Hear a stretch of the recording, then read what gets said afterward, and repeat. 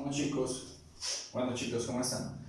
Continuando con el análisis de los diferentes parámetros de antenas, vamos ahora a revisar la eficiencia de una antena. La eficiencia básicamente es la capacidad que tiene mi antena para convertir la potencia que yo le inyecté, con la que la alimenté, y transformarla en una energía radiante, ¿cierto? Es decir, convertir una señal de corriente a una onda electromagnética que puede viajar en el espacio. ¿Vale? Esa eficiencia, vamos a llamarla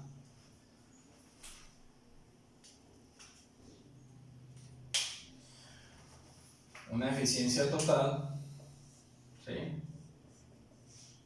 Depende de varios términos.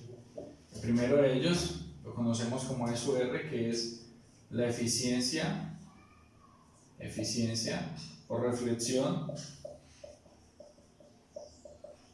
y básicamente esta depende de cuánta onda se refleja debido a desacople de impedancias que hay entre los cables que yo utilizo y la antena, ¿vale? Hay una eficiencia debido a los materiales conductivos y una eficiencia debido a los materiales eléctricos. El primero de estos términos, que es la eficiencia por reflexión, lo podemos estimar fácilmente de la siguiente forma: como 1 menos el coeficiente de reflexión al cuadrado.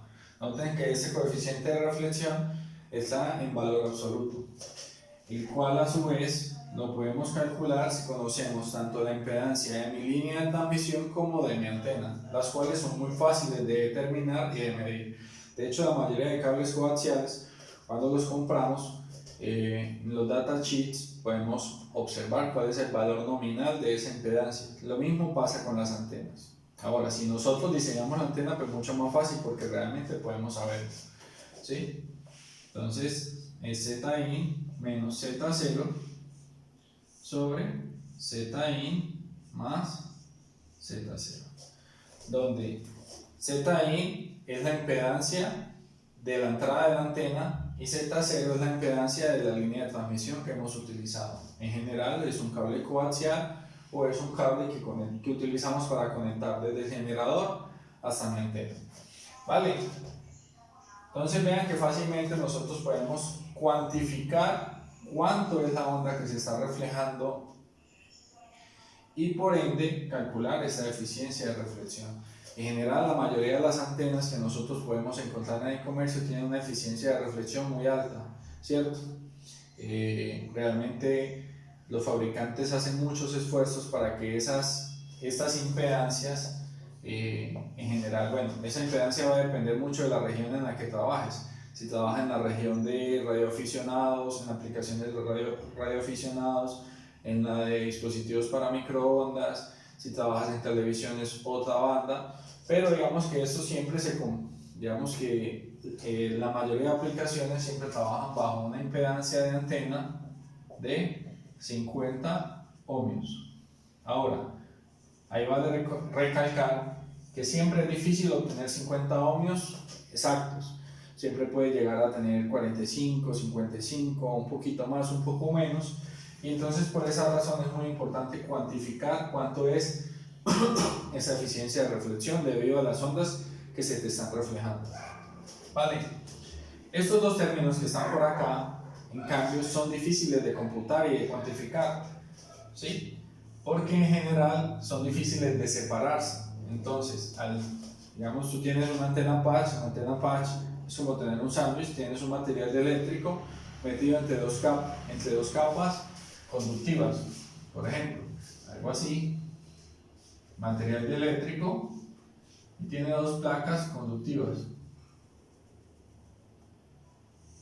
¿sí? Es difícil uno poder separar cuánto es la eficiencia del cobre y del eléctrico de esa estructura. Para ello tendrías que tener las láminas una separada de la otra, lo cual es prácticamente imposible o es, digamos, muy tedioso. Por esa razón, muchos autores lo que hacen es definir un parámetro conjunto entre estas dos, y realmente, como es difícil de calcular, en general la gente lo obtiene de forma experimental. Se mide experimental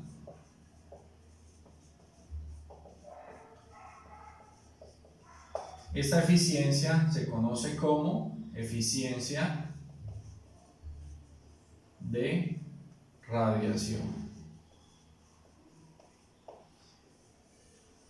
y está fuertemente asociada con las pérdidas ómicas. Por ejemplo, en algunos ejercicios de algunos libros ustedes van a encontrar calcule la ganancia de una antena que tiene una directividad de tanto, considere que se pueden despreciar las pérdidas ómicas. Cuando le dicen a usted que se pueden desperdiciar las pérdidas ómicas, pues lo que le están diciendo es que ese valor de su CD es exactamente igual a 1, ¿sí? Porque si no hay pérdidas, pues vamos a tener full eficiencia en ese término.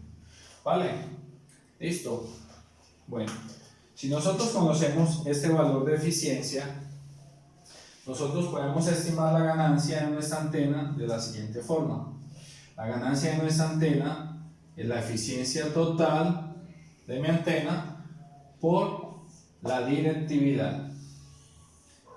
Noten que básicamente la relación entre ganancia y directividad es la multiplicación por un escalar. Un escalar que va a tener valores entre 0 a la unidad. ¿Sí? Entonces, en general, la ganancia y la directividad siempre van a tener un mismo patrón de radiación, ¿cierto? Una misma forma, ¿vale? Lo único que puede modificarse es su magnitud.